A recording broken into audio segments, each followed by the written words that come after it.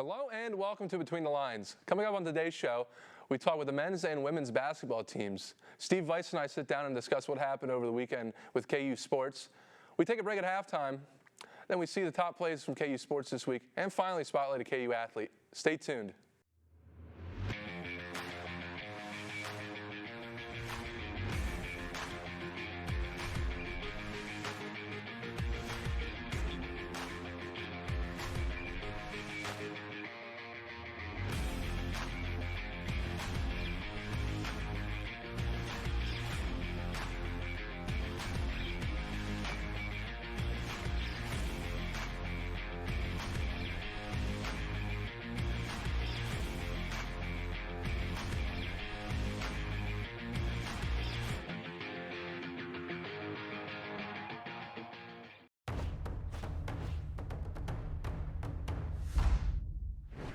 Welcome to Inside the Locker Room. I'm your host, Hunter Velke. Joining me today is Mel Williams and Josh Townsend of the Kutztown men's basketball team. Thank you guys for sitting down with me today. No problem. Currently, the team is 2-4, off to a 2-4 start. What's the outlook on the season this year? We have a lot of young players and new players, so we're just adjusting. But I think we're going to finish out very strong. Mm-hmm. You know, it's imperative for us to, as leaders and for your people here in the program, to help the young guys that we have now. I mean, we're struggling a little bit, but we're just getting a PSAC play, so I think things will shape and turn around. Mm-hmm. So what are some changes from this team this year versus prior teams in the past that you guys have been a part of? I say time with the program. Mm-hmm. We have a lot of new guys that we have to fit into the system, learn our playing style. Mm-hmm. So it's been hard to adjust. Is it hard for new people to come in and plug and play with them, or do you guys mesh easily, not so easily? Does it take time to bond and learn how to play with each other correctly? Well, with anything new, you know, it takes time to build chemistry, no matter what you're doing. But I think with the guys that we have and implementing the new strategies, it's not as hard because this year we've changed stuff up as far as play style-wise and stuff like that. So it's kind of everybody's learning at the same time, as well as older people being here and already know what to do. Now, you two are both older guys now, too. How do you take a step forward in practice, games, and stuff, and be a leader out there on the court and off the court in the locker room with the new guys and people who've been there for a while? I just speak off of experience because I've been there before, and I've been in certain situations, so I know how to go about them. Mm-hmm. Yeah, for me, it's a little different because I can't play this year. So for me, I'm kind of taking that outside step, looking back at things and trying to help people off the court as well as on the court. But for me and Josh, it's different because he's on the court actually playing. So my leadership style might be different different than him because I'm not playing. Mm-hmm. So what are your guys' some team goals or personal goals that you have? Unfortunately, Mel, you can't play, so your personal goals might be something more team-driven to just support your guys is what I'm assuming definitely. It is. My goal, my personal goal is to go all PSAC. Team goals to win championship, PSAC championship, national championship, of course, all out. Okay. And now what does your guys' daily routine look like for a practice day or a game day or anything like that? Well, it depends. You know what I mean? So we figure, I'll let you go, so it's, it's different. Before a game, I like to take a warm, like a hot shower before a game and get like a good stretch in, good sweat before tip off, so I'm ready to go. Practice day for me would consist of therapy in the morning, the lift, schoolwork, stuff like that. Then you have therapy again, then practice, film session in between there, and game days is just quick film session to help guys get ready for the game, or maybe a quick pep talk or stuff like that, help guys warm up for the game, get ready. But my days are completely different than everybody else's days, but I try to help the team as much as I can before I worry about myself. Now, what is your team value more important? Is it offense or defense? Coach gonna hate me for saying this, but offense. It's offense. Yeah. I mean, we pride ourselves on defense. We don't wanna score, give up easy baskets, but I would like to say we're primarily more of an offensive team than defensive. Yeah, but we do need to play defense too. Yeah, I agree. Now, what are some big time matchups that you guys have this season that you're looking forward to? I'm looking forward to a matchup against Westchester, Shippensburg, and Millersville because they beat us twice last year, even though we beat them in the playoffs. Okay. Mo, any matchups that you think forward to of who you want to see the men's basketball team win against this year, or who you guys might have lost to last year?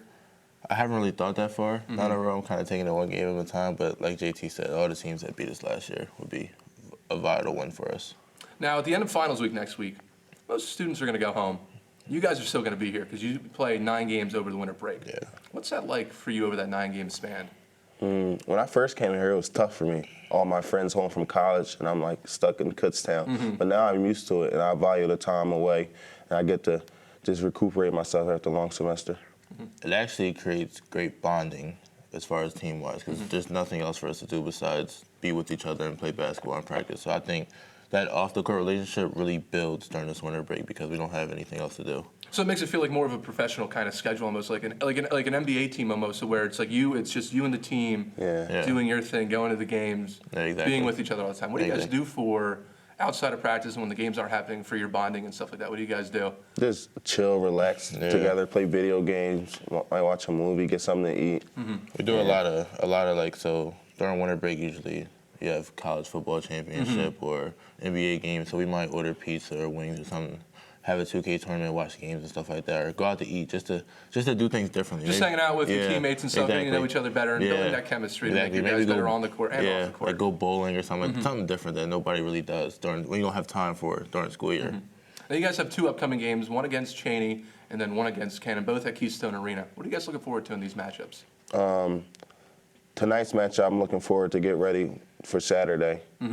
No disrespect to Cheney, though, but Gannon's a very good PSAC team, so we have to prepare for them. Yeah, I think more so just getting these 2 wins and then focusing on finals. That way it's kind of out the way. But I think tonight's game will be a good stepping stone to move forward, especially within PSAC play starting. This would be a good jump start for us. Oh, well, appreciate it. Once again, I'd like to thank my guests, Mo Williams and Josh Townsend of the men's basketball team, and we'll be right back after this short commercial break. Love KU sports but can't keep up with the games at work? Well, look no further. KU TV posts live updates on your favorite Kutztown sports to the KU TV Sports Twitter page.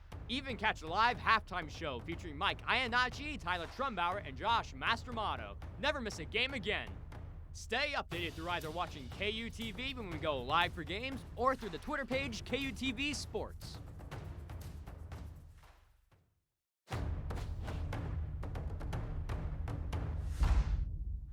Hello and welcome to this week's edition of Weekend Update. I'm your host, Stephen Weiss, along with Hunter Velicki.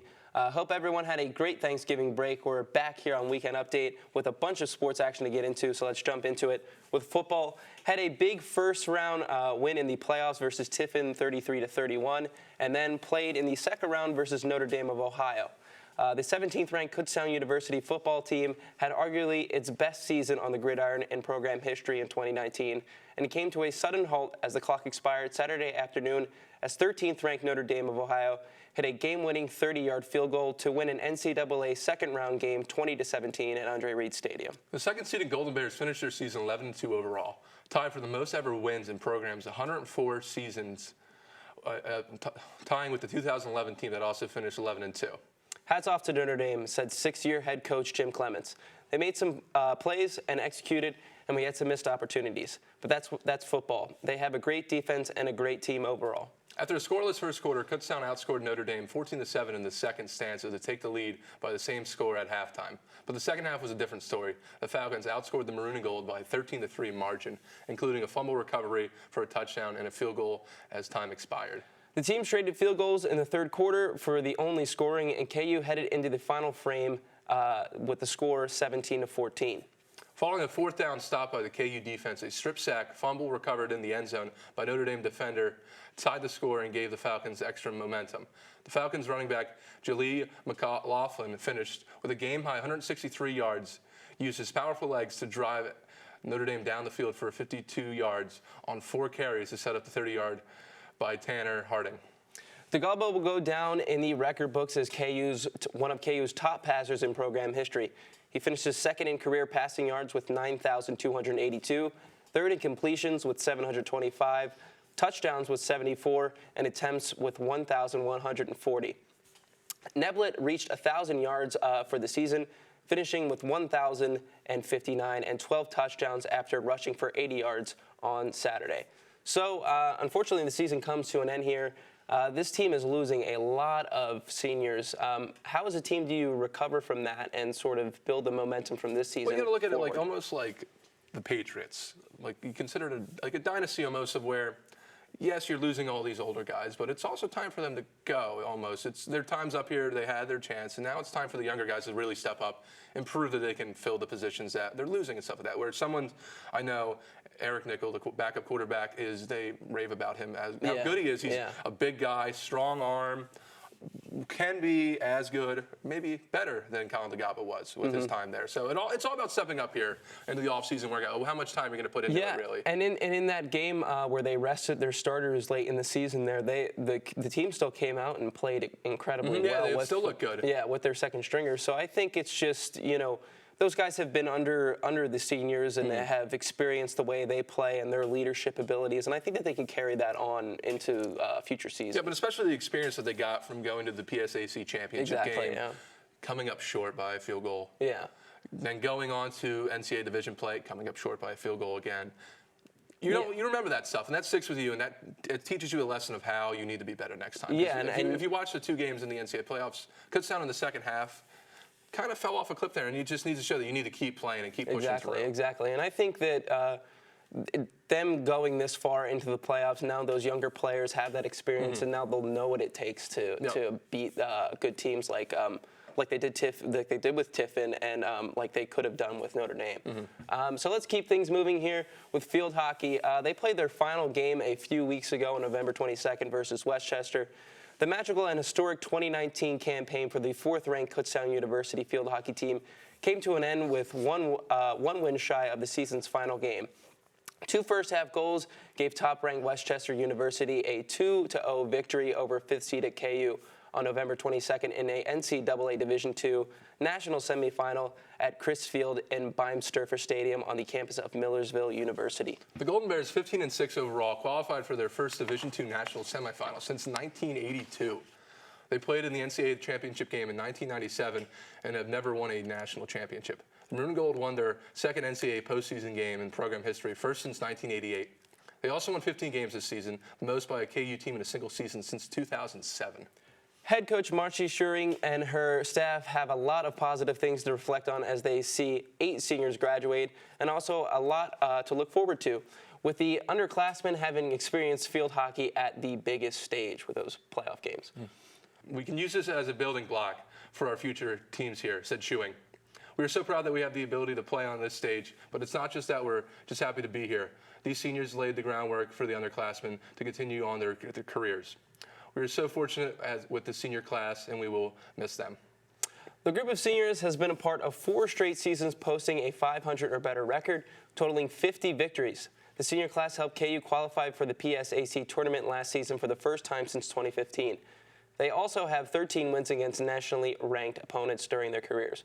So we're seeing here, quite like the football team, a lot of seniors graduating, but this team went very far in the playoffs, and I think that they have a lot to look forward to, like the football team, a lot to build onto. Yeah, these underclassmen have the experience of being in playoff situations that they can take from and apply to their own time next year when they get out there on the field again, hopefully. Exactly, and I think a lot of the players, the seniors were a very good group, and I mean, we read off the statistics.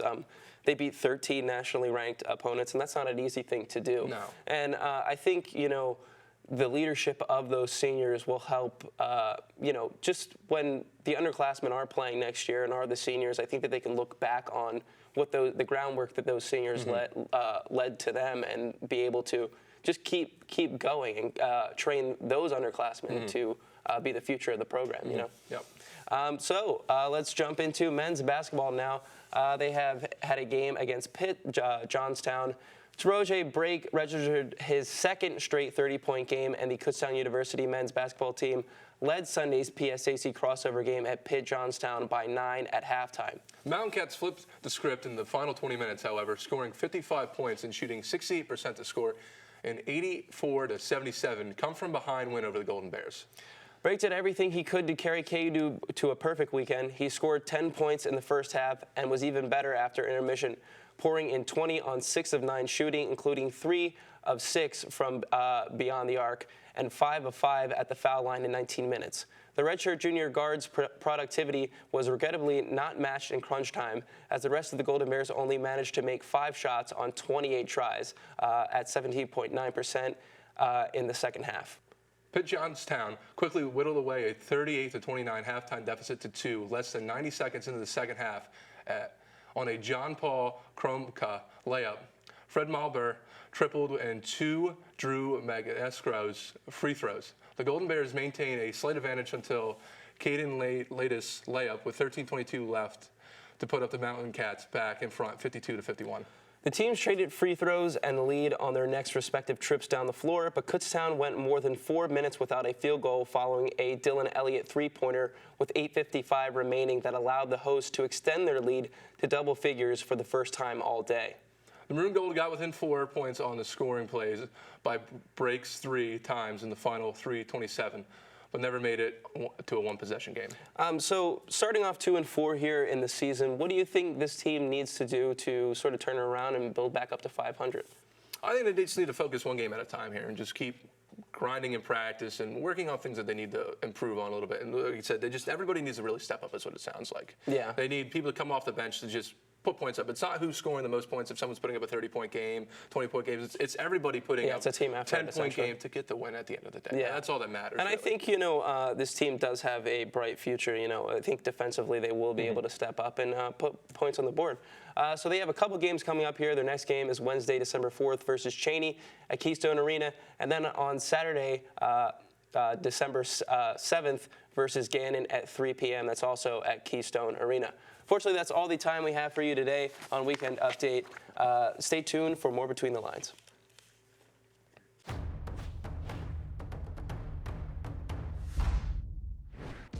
Welcome back to the last episode of Halftime for the semester. I'm your host, Brady Weaver, and today on the show, we have Zoe Zerman from the women's basketball team, seeing if she can teach me how to play some basketball. Let's find out. All right, Zoe, what are you trying to teach me today? I'm going to teach you some basic dribbling drills that just you can use down the court, anywhere, just to keep the ball away from your opponents and to get you to score. All right, let's see what happens.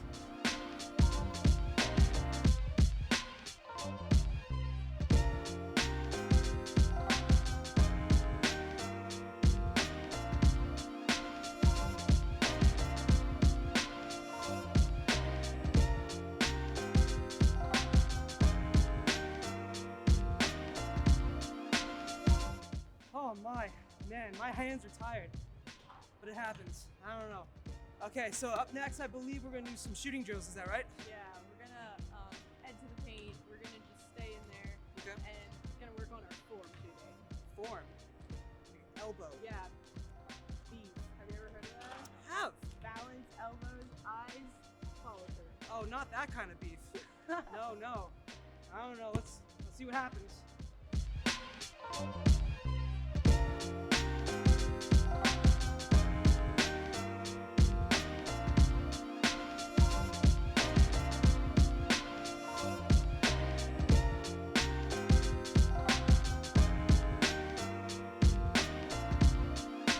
Now we're going to do one final challenge to see who has the best accuracy in shots, me or her. Let's find out.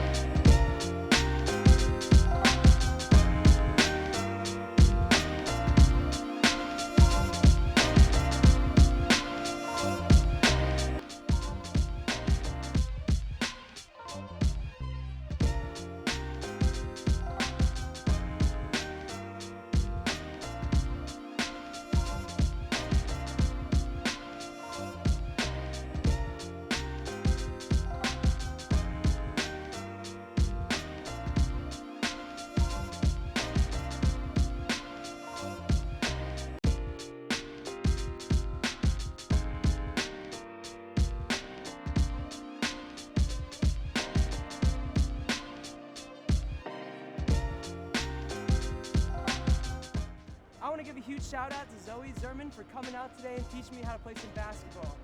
This has been Brady Weaver with your last episode of Halftime. Thanks for watching. Want some new KU merch? Keep your eyes on the ball. Every Monday after a home football game, you get an additional 5% off all Kutztown apparel at the KU campus store for every touchdown we score, starting at 15%, win or lose. That's 15, 20, 25, all the way up to 40% off all Kutztown apparel. The sale can be used in-store or on the website, kubstore.com.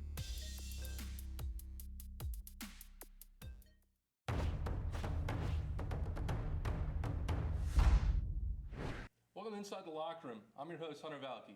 Joining me today is Coach Janet Malouf and Karen Lapkowitz of the Kutztown women's basketball team. Thank you guys for sitting down with us today. You're welcome. The women's team is currently 3-4 on the season. What's the outlook on the season this year for you guys? Well, we initially got picked to finish first this year by our coaches on the east side, so we have our work cut out for us, and we'll see what we do. We finished first last year, and it was an exciting season for us. Had a really good run at the end of the year. Right now, we're currently 3-4. So 1-1 in the conference, though, which is good. And we have a big game coming up on Saturday against Scandon, which is one of the teams on the west side. So once we get through the west side of the conference and then we settle in on the east side, which will happen after Christmas, is where we really got to make a big push and make our mark. But so far, I think we're okay. We're kind of where we need to be. We've played a lot of tough teams, and we're really just trying to figure each other out, because we have a bunch of freshman kids that are playing well for us, as long as the returners that we have. Karen, how do you feel about the season so far? So far, so good. Right now, like Coach said, kind of we need to get through the West. The West, they always have competitive teams. It doesn't matter like what place they're in. We really just got to take them seriously. Just because at the end of the season, we're trying to get to the championship where we're supposed to be. Mm-hmm. Now, what are some changes from this team this year versus the team last season? Well, we lost two really good seniors in last year's team. Kaylee Fugel and Taylor Thames really did a nice job for us running the team. Kaylee was a great captain, and Taylor ran the point guard and did a great job running the team. Both had some speed to it. So we've had to make some adjustments to that. I don't know if we're as fast as we were a year ago with replacing them, but I think we're much bigger and we're much longer. We have 3 freshman kids to kind of move into some of the spots that those guys left. And they're 6 foot tall, so it gives us some size and gives us some length, and they're doing a pretty good job. So for them, and we have Annie Whalen, who's a nice lefty guard for us. We have Casey Ramolde, who's already been Defensive Player of the Week twice for the conference right now. She's playing a forward spot for us, like 3-4. And then we have Sydney Pearson, who's playing in the center spot for us at 6'2". So those are our size in there. But really what we're counting on is returning kind of kids. Mm-hmm. So we have Riley Durr, who was first team all-conference. We have Karen Lapkowitz here, who was second team all-conference. Karen's also our captain this year. So they're doing a really good job from that standpoint of leading the team from the experience and success they had last season. And right now, kids that are stepping up for us, we're really excited about. I think Zoe Zerman has moved into the role that Taylor left as the point guard and has done a great job of really directing this team and running the show. Unfortunately, she got hurt a little bit in the first couple games, so we missed her, and we had a couple losses. I think it's a little bit because of that. But we're all still trying to mesh together and really figure stuff out. But along with Zoe and obviously Riley, we had another kid get hurt, Alexa Smith, who we can't wait till she comes back, but that's going to be a little while. And the emergence of Bree, who's doing a great job as a senior, and Gabby as a senior, are really helping us out. So we're taking steps forward. We're trying to pick up where we left off last year a little bit, but it's going to definitely be a different look because we're not exactly the same kind of team. Mm-hmm. Now, you mentioned before you guys were picked to be #1 this year. Mm-hmm. What are some team goals and, Karen, some personal goals for you for this year? Definitely keep my free throw percentage up, have less turnovers, and for the team, at the beginning of the year we had a rough start with that, but we just need to, like Coach says, value the ball more. But it's just the little things. We've been working on fundamentals too, but really just taking little steps forward. Yeah, I mean, obviously, we won the East last year. We want to do that again, and it's hard to repeat, but that's something that we want to do. We made it to the championship game, first time ever in the school's history, so we want to try and get there again and maybe have a different outcome. And then, if we do really well and we do some things and we get on a roll, then maybe we have a chance at the NCAA tournament. So there's always things to do that we're working on. But we're not trying to lose sight of anything farther down the road as opposed to just taking one game at a time, because we have to take care of business in the next game that's upcoming, or the rest of it doesn't really matter anyway. Now, speaking about one day at a time, what does your daily schedule look like, Karen? Daily schedule, we have practice around the same time each day. And we start out with stretching, 15 minutes of stretching. We do form shooting, do a little ball handling. Even for the whole team does the ball handling. So even like the guards like Pierce or Sydney Pearson, she's a 6-foot post player, but she's doing all the ball handling too. And then lately we've been doing a lot of fundamentals just because we have 5 days to prepare for Gannon. So we've been doing a lot of wave breakdown. That's one of our plays, motion breakdown. A lot of defensive slides, working on our defense, help defense. And then we'll go through the press. We'll do press break. We'll switch teams. And then what else? We'll just go over plays again. Like yesterday, we went over all the plays, the different options, what looks to look at. Because in a game, if you're throwing the ball and you have 4 different plays, just to see which one would be the best option first. And yeah, then we close practice. So, Coach, what do you preach more about? Is it a more offensively minded or more defensively minded when you're out there during practice, during the game? What do you think is more important for your team? To be honest, I think there's a couple things we really focus on to make sure that we're doing really well. One of them we've really tried to make an identity is pressing. We've done that about the last 4 years, and we've really picked it up. So we really want to have our defense there turn into some offense for us and make it a little bit easier. We're finding it more and more that in this league, you have to be able to get some easy baskets. If you're just settling and running a half-court offense all the time, that makes it really difficult in this league to score. So I'd hate to say that we just want to press when we want to, press and shoot threes, right? That's kind of what we've been doing a lot lately. But there's 2 schools of thought. For us, I really think defense is really key. We have to play really hard and be really intense. If we do that, we're going to create some breaks for ourselves. From an offensive standpoint, we want everybody to be able to score. And I think we have the potential with the number of ladies who can score on our team that it's not just Riley or it's not just Karen. The kids who are first team and second team all conference for us, we have a lot of kids who can score for us, and any of them can erupt on any given day. So the more flexible we are and the more we have a variety of kids who can score for us, and that includes kids coming off the bench as well. So it's all about the team is what it is. It's Yeah, not about it's personal, whatever score you want to get. It's all about playing for the team. Well, we got to win. The bottom line is we want to win. I don't care who scores, and I think our team doesn't really care who scores, but everybody has different things they do better at to help our team win. Obviously, Riley's a very good offensive player. We have that. Karen's had big games offensively. Karen's had games where she's just been big defensively. She may score 15 one game, may score 2 one game. You're going to get lots of different things, but I think our focus of really making sure that we're pressing and playing really good D, we're basically D and 3, man. Let's go, and everybody can shoot the 3. So it's interesting. When you ask, are we one or the other? I think we have components of both of those areas that we really work on. Now, next week is finals week for students here, and even though most people are going to be going home after that, the basketball team is going to be staying here because you guys play a number of games over winter break. What's it like playing games over winter break when school's out of session? It's just you guys here. Yeah, I think it's more of like I love it because it's more team bonding. We're on campus. We're really just like with each other. We go to practice in the morning, and then we have the rest of the day just to shoot around, come in. If we're taking winter classes, come see coaches. Coaches are always there. But it's also just to me, it's more like reflective on the team just because we're bonding more. We have a lot more games like back to back, so we're just like seeing each other a lot more. We love practice, but games are the best part. So we have a lot more more in a row. Like we'll have like 3 games in a week or something like that. So it's just a lot more fun, I think, personally. So what do you guys do in the free time when you don't have practice and stuff like that? You mentioned if you have classes and stuff, do you guys do other fun things like that, like other bonding activities? Yeah, if we're not like at practice or we're not in like gym or something, sometimes we'll go over like one of the houses. Like I have a house off campus, and we'll get together. We'll have movie nights. Sometimes we've gone to like the farm show. We've gone and seen movies together, just to keep ourselves busy. And plus, we're the only people here, so waiting for everyone to come back. But I believe that. Yeah. So coming up, go ahead. I was going to say, during that time, it's when we get back from New Year's, basically, we play every Wednesday, Saturday is really the schedule. So it really helps us get into a routine that the kids know exactly what's going on. So Monday, Tuesday, we're getting ready for Wednesday's game. Then Thursday, Friday, we get ready for Saturday's game. Sunday's a day off. So that's helped our kids from a standpoint of getting organized and knowing what to expect before the next game. As we'll do pregame, scout and those kind of things so they get ready. So as Karen says, we're doing film and stuff like that. We have a regular practice in the morning, but we're doing some kind of a scout or film or something to help prepare them. And now they have time, no many classes, they have to worry about it. And once they get in that routine, by the time second semester starts, we're usually almost on second round through of the league. So the amount of time they have to spend on really understanding on scouts and stuff like that is important, but they can also balance that now with their academics that they have coming back up again. Now, coming up on Saturday, December 7th, you guys take on Gannon at Kutztown Arena. What are you guys looking forward to for this matchup? They're a tough team. They got a new coach again. He used to be there about 5 or 6 years ago, and he did a great job. He's a very good coach.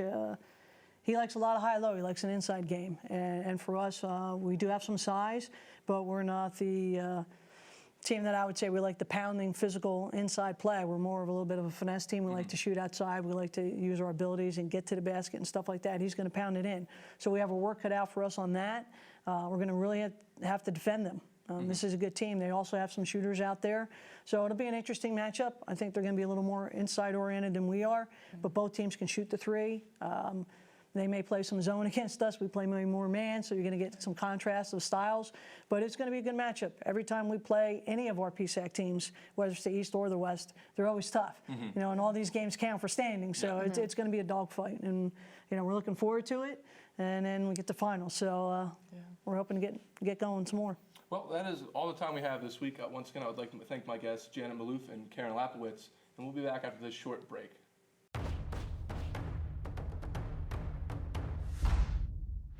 Hello and welcome to this week's segment of Between the Lines. I'm your host, Louis Mataboni. Today we will be showcasing our top plays of this recent sporting events. Let's take a look. Today we'll be presenting the top 5 plays for the Buffalo Bills versus the Dallas Cowboys game that happened over the break. Here's number 5, with a 30-yard catch by Buffalo's wide receiver number 10, Cole Beasley, scoring a touchdown for the Bills, evening out the score.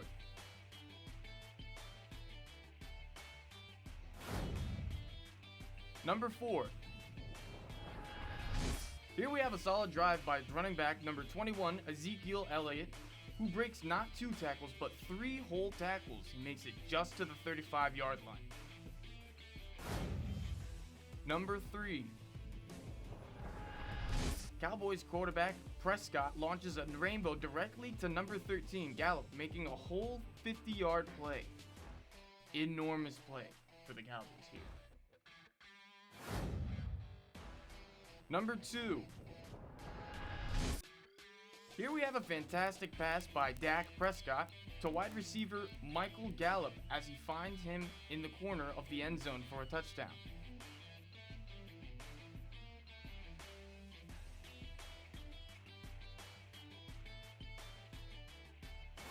And last but definitely not least, number 1. And finally, at number 1, we have Buffalo's own version of Philly special here as Singletary scores a touchdown on a trick play.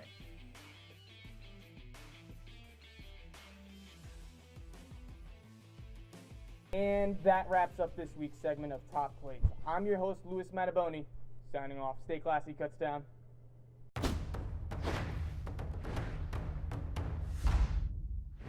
My name is Joshua Townsend.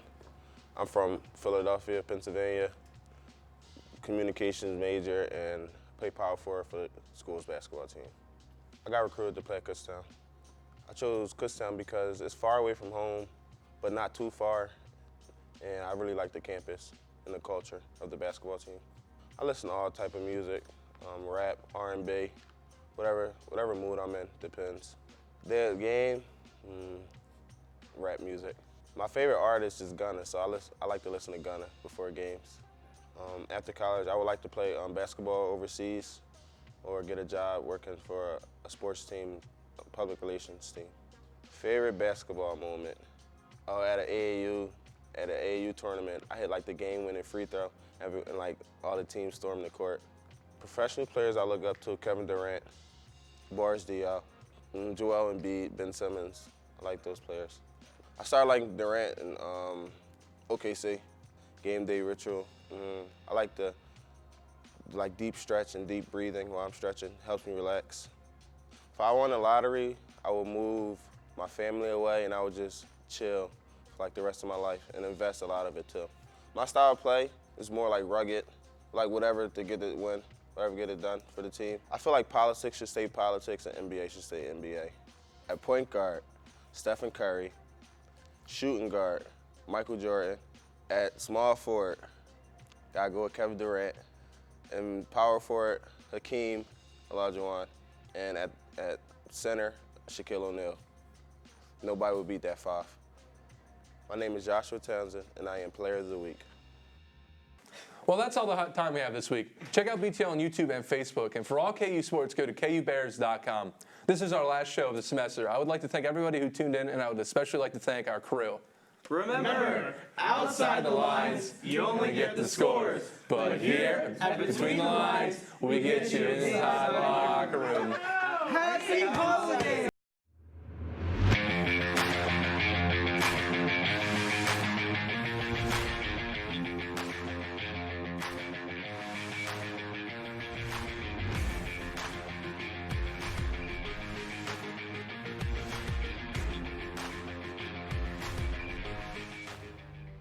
KUTV on 3. 1, 2, 3. KUTV!